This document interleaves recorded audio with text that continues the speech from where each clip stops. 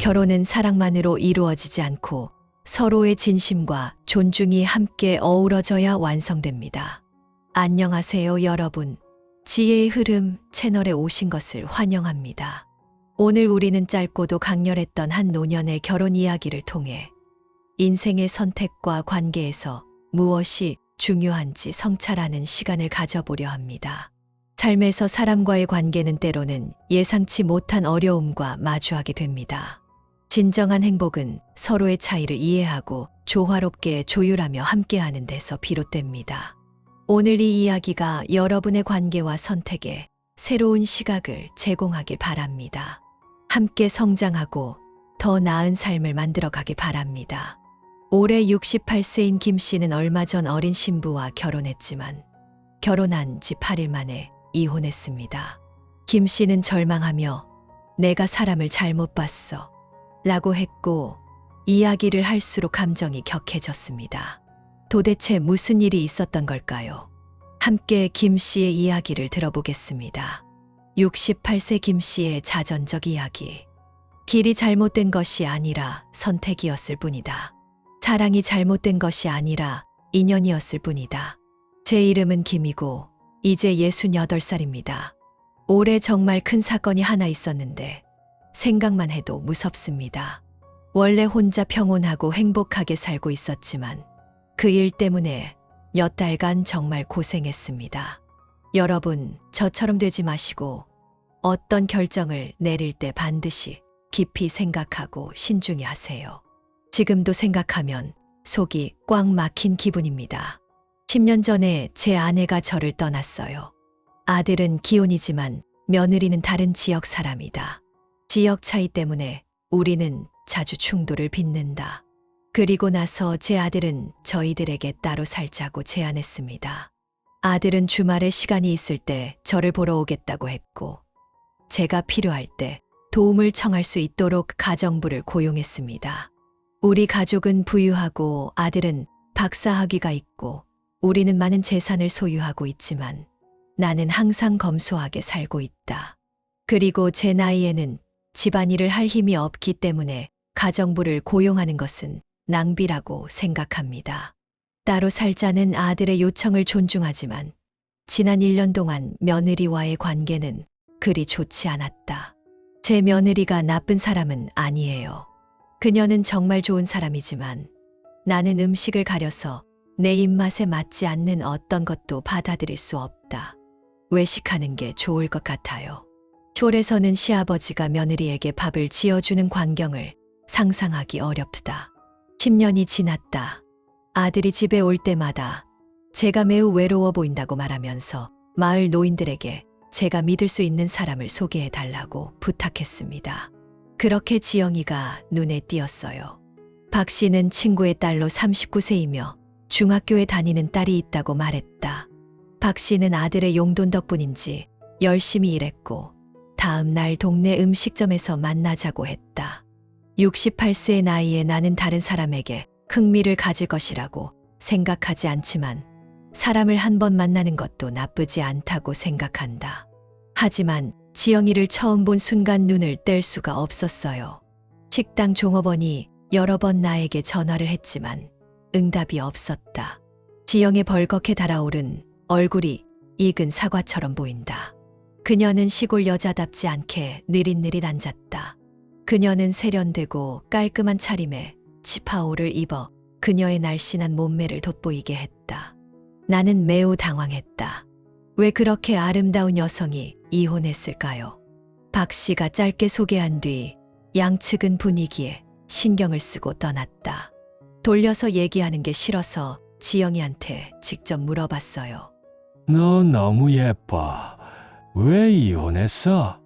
나는 단지 늙은이일 뿐이고 너와 어울리지 않는다고 생각해. 지영이 침통한 표정으로 말했다.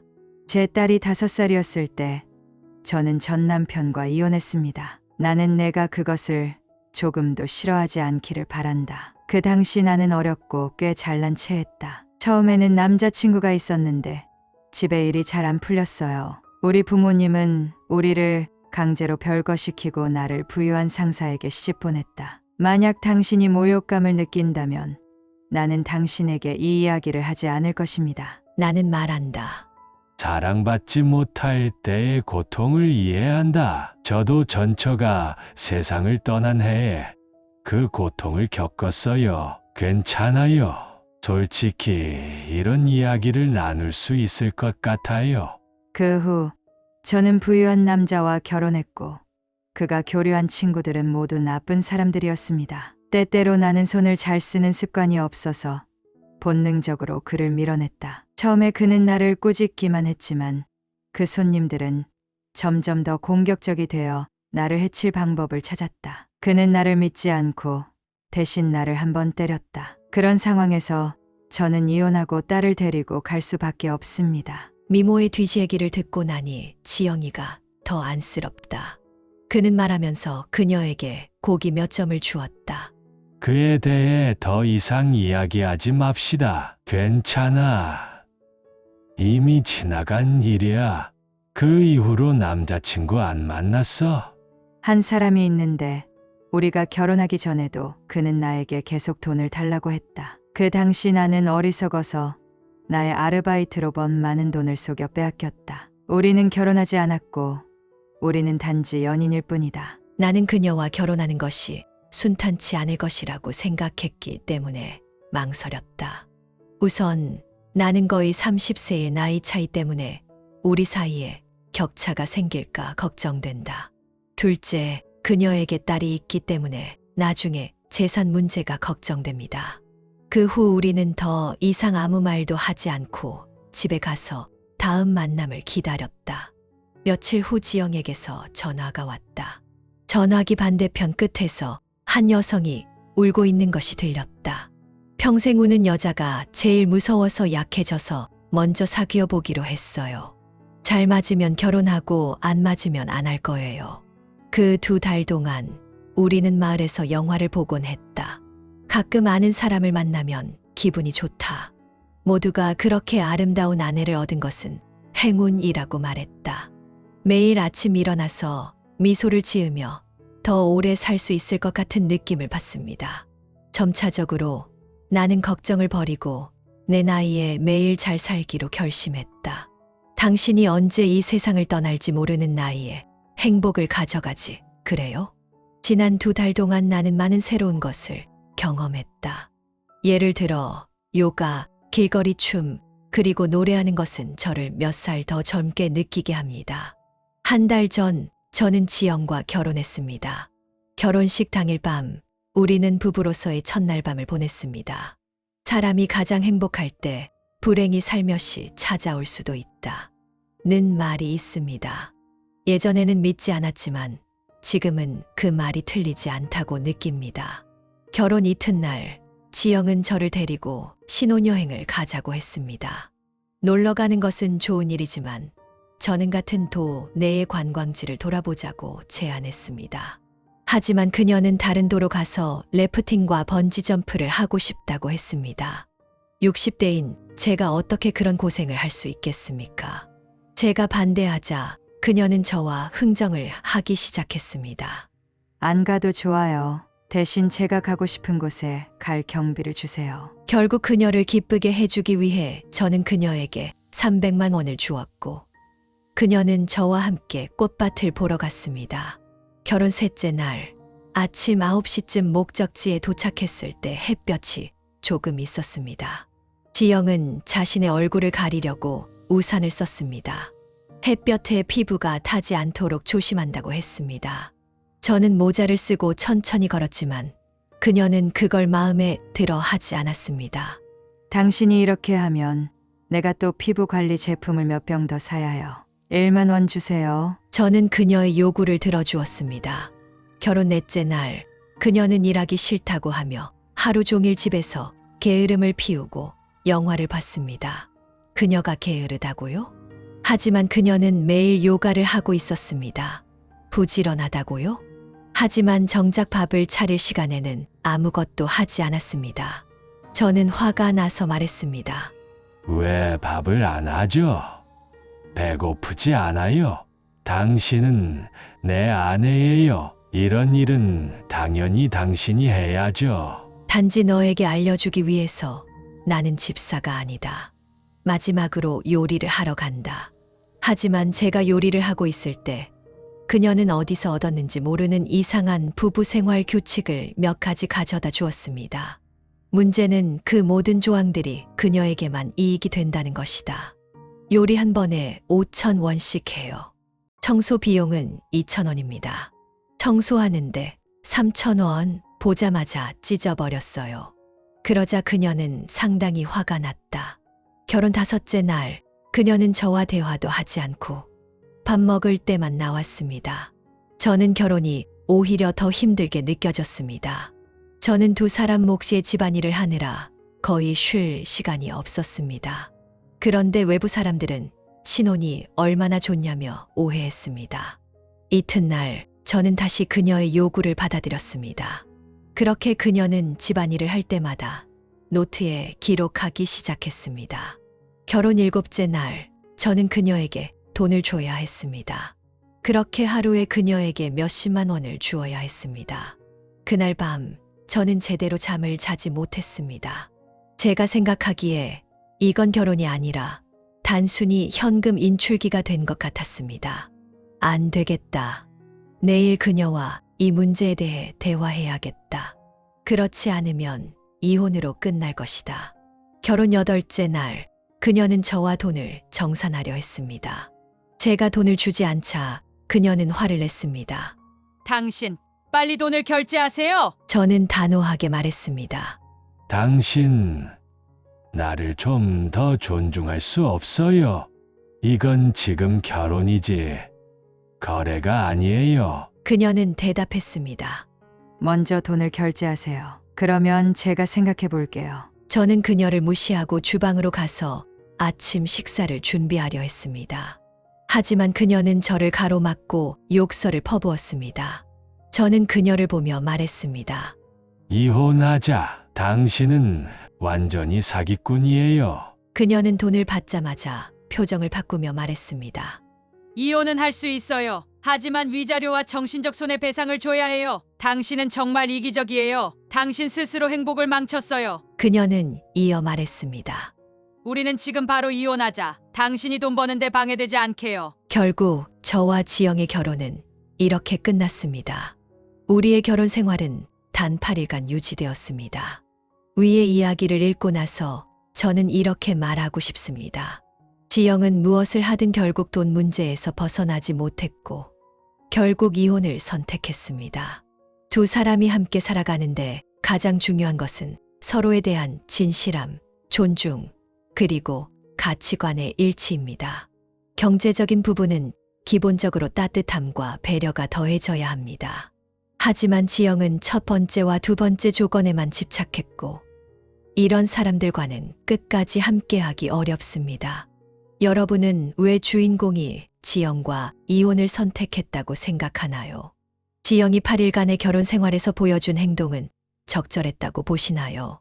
여러분도 아시다시피 과거에는 대다수 사람들의 결혼이 서로의 조건이 비슷한 수준에서 이루어졌습니다. 그 시절에는 만약 나이 차이가 큰 부부, 즉 늙은 남편과 젊은 아내 같은 사례가 발생하면 주변 사람들의 비난과 경멸을 피하기 어려웠습니다. 그 당시 사람들의 사고방식과 행동이 지금처럼 진보적이거나 개방적이지 않았기 때문입니다. 그래서 많은 사람들이 그러한 행동을 인정하거나 지지하지 않았던 것은 당연한 일이었습니다. 하지만 사회가 발전하고 진보하면서 요즘은 늙은 남편과 젊은 아내와 같은 현상이 점점 더 흔해졌습니다. 이제는 대부분의 사람들이 그러한 행동을 이상하게 여기지 않는 경우가 많아졌습니다. 그러나 65세의 종 씨와 50세 여성 사이에서 결혼 후 이런 일이 벌어졌습니다. 종 씨는 65세로 자신을 이렇게 소개합니다. 제 성은 종입니다. 주변 사람들은 평소 저를 종씨라고 부릅니다. 저는 올해 65세이며 매달 70만 원의 연금을 받고 있습니다.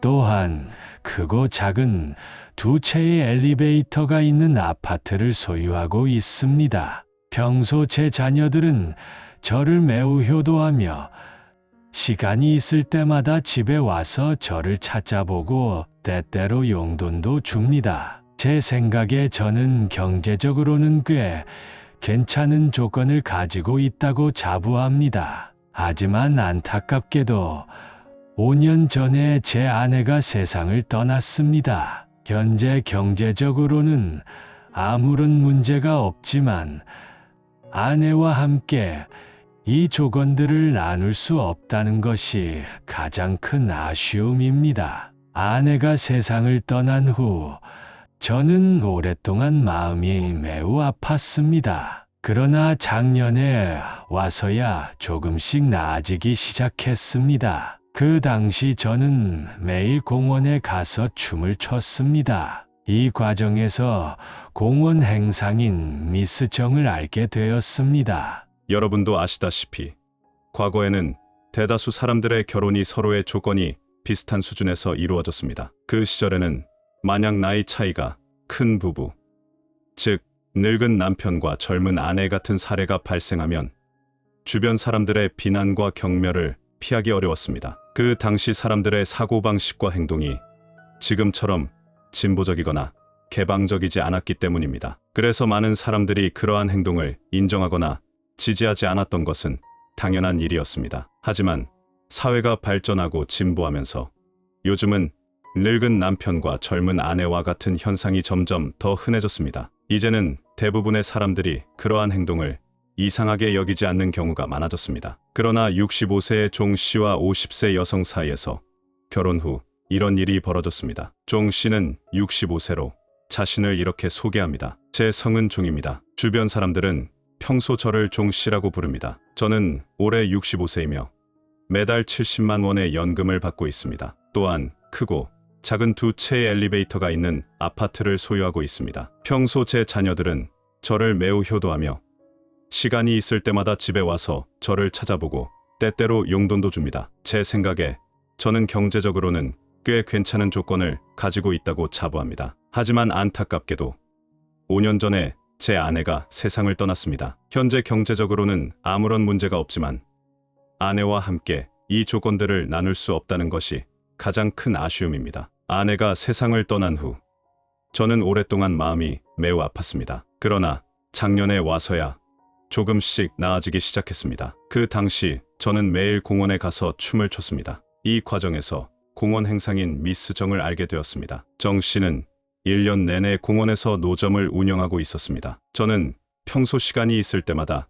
그녀에게 가서 담배와 음료수를 사곤 했습니다. 그렇게 하다 보니 점점 서로 친해지게 되었습니다. 시간이 지나면서 그녀에 대한 기본적인 상황들도 조금씩 알게 되었습니다. 알고 보니 정 씨의 고향은 외딴 지역에 있었다. 그녀는 40살 때 감정 문제로 남편과 이혼을 했고 그 후 아들을 데리고 우리 도시로 와서 살게 되었습니다. 지금 그녀의 아들은 외지에서 대학에 다니고 있으며 그녀는 주로 공원에서 노점을 운영하며 자신과 아들의 생계를 꾸려가고 있었습니다. 정 씨의 상황을 알게 된 후 저는 그녀에게 더 많은 동정심을 느꼈습니다. 그 후로는 시간이 있을 때마다 정 씨의 노점에 들러 그녀와 이야기를 나누거나 가게를 봐주는 등의 일을 도왔습니다. 그렇게 하다 보니 점점 그녀에게 더 많은 호감을 느끼게 되었습니다. 어느 날 정오, 저는 정 씨 앞에서 그녀에 대한 제 마음을 고백했습니다. 솔직히 말하자면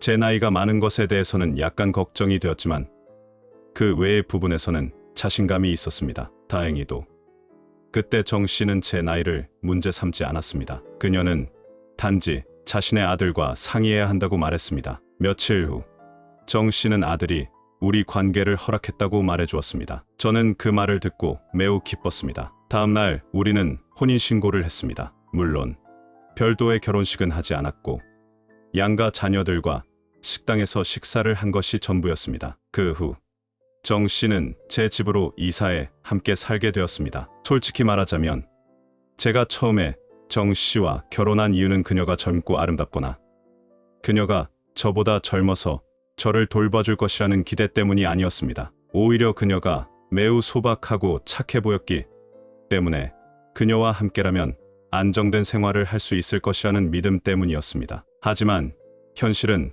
저에게 큰 장난을 쳤습니다. 정 씨와 함께 살게 된 후 그녀의 여러 가지 면에 대해 대체로 만족했지만 어떤 점에서는 도저히 받아들일 수 없는 행동을 보였습니다. 결혼한 지 얼마 되지 않아 그녀는 저에게 말했습니다. 여자가 시집 가면 약간의 결혼 예물은 있어야 해요. 그래야 행운이 따르죠. 그 말에 일리가 있다고 생각했기 때문에 이미 결혼했음에도 불구하고 그녀에게 660만 원의 결혼 예물을 주었습니다. 한 달 후 어느 날 그녀는 다시 저에게 말했습니다. 우리는 이제 부부니까 다른 건 몰라도 당신의 연금과 은행 카드는 반드시 제가 관리해야 해요. 당신이 동의하지 않는다면 저를 아내로 인정하지 않는다는 뜻이에요. 그녀가 이렇게까지 말했기 때문에 저는 연금과 은행 카드를 그녀에게 넘겨주었습니다. 하지만 제가 연금과 은행 카드를 그녀에게 넘겨주었음에도 그녀는 여전히 자신의 아들이 생활비가 부족하다거나 최근 아들이 여자친구를 사귀어서 지출이 많아졌다는 이유로 추가로 돈을 요구했습니다. 저는 마음속으로 매우 불편했지만 그녀의 과도한 요구를 들어주었습니다. 제가 여러 번 정 씨의 부당한 요구를 들어준 이유는 두 가지였습니다. 첫째는 제 경제적 상황이 넉넉했기 때문이고 둘째는 돈 문제로 인해 우리의 일상생활이 영향을 받지 않기를 바랐기 때문입니다. 그러나 제가 전혀 예상하지 못했던 것은 정 씨가 저의 선의를 자신의 욕심을 채우는 도구로 이용했다는 사실입니다. 그날 저는 소파에 앉아 TV를 보고 있었습니다. 그때 정 씨가 저에게 말했습니다. 당신의 부동산 등기에 제 이름을 추가해 주세요. 그래야 제 마음이 편안하고 안전하다고 느낄 수 있어요. 그러나 그녀의 말이 끝나기도 전에 저는 단호히 그녀의 요구를 거절했습니다. 저는 그녀에게 이미 너무 많은 것을 줬다고 생각했고 그녀는 감사하고 만족할 줄 알아야 한다고 생각했습니다. 하지만 그녀는 오히려 한계를 모르고 계속 요구만 했습니다. 이 일로 인해 우리는 크게 말다툼을 했고 그녀는 화를 내며 방으로 들어갔습니다. 하지만 저는 제 행동이 잘못되었다고 생각하지 않았습니다. 재혼 이후 겪었던 모든 일들로 인해 지금 제가 느끼는 유일한 감정은 늙은 남편과 젊은 아내와 같은 결혼에서 대부분의 경우 상대방은 돈을 목적으로 결혼한다는 것입니다. 진정한 사랑은 드물다는 것을 깨달았습니다. 지금 저는 정말로 후회가 막심하며 제 선택에 대해 깊이 자책하고 있습니다. 종 씨의 경험은 정말로 안타깝고 고통스러워 보입니다. 이를 통해 어떤 사람들은 종 씨가 겪고 있는 상황이 늙은 남편과 젊은 아내와 같은 결혼 방식을 선택했기 때문이라고 생각할 수 있습니다. 따라서 그가 재혼 후 이런 비참한 결과를 겪었다고 결론 내릴 수 있습니다. 이 말을 처음 들으면 일리가 있는 것처럼 보이지만 사실 이런 결론은 전혀 근거가 없습니다. 왜냐하면 두 사람 간의 결혼 행복에 영향을 미치는 요인은 나이 차이만 있는 것이 아니라 다양한 요소들이 있기 때문입니다. 특히 늙은 남편과 젊은 아내와 같은 결혼이 행복하려면 무엇보다 중요한 것은 서로에게 맞는 올바른 사람을 선택해야 한다는 점입니다. 이것이 핵심이고 가장 중요한 부분입니다. 만약 당신이 그 올바른 사람을 선택하지 않고 결혼한다면 비록 두 사람의 나이가 비슷하다 하더라도 결혼 후에 행복하고 원만한 생활을 할 것이라고 보장할 수 없습니다. 솔직히 말해 두 사람의 결혼이 행복한지 아닌지는 주로 다음과 같은 요소에 달려 있습니다. 두 사람의 세계관이 서로 맞는가? 두 사람의 성격이 비슷한가? 두 사람의 목표가 일치하는가? 이러한 주요 요소에 달려 있지 작고 사소한 일들로 행복이 결정되지는 않습니다. 따라서 제가 개인적으로 생각하기에 만약 우리가 늙은 남편과 젊은 아내와 같은 결혼 방식을 선택하려고 한다면 어떤 상황에서도 자신에게 맞는 올바른 사람을 찾는 것을 유일한 결혼 기준으로 삼아야 합니다. 단지 훌륭한 사람을 찾았다고 해서 반드시 행복한 결혼 생활이 보장되지는 않습니다. 이것은 분명히 잘못된 생각입니다. 프랑스의 작가 발자크가 말했듯이 결혼의 행복은 완전히 고귀한 신분이나 재산에 기반을 두고 있는 것이 아니다. 설령 신분과 재산, 재능과 품격을 가진 사람을 만난다 해도 그것이 결혼의 행복을 보장하지는 않습니다. 진정으로 결혼의 행복을 결정짓는 것은 두 사람 간의 마음이 서로 통하는가 하는 점입니다. 오늘은 여기까지입니다. 오늘의 내용이 도움이 되었다면 구독을 잊지 마세요. 지혜의 흐름은 매일 새로운 글을 전해드리며 여러분이 매일 새로운 깨달음을 얻길 바랍니다. 시청해 주셔서 감사합니다. 다음 시간에 다시 만나요.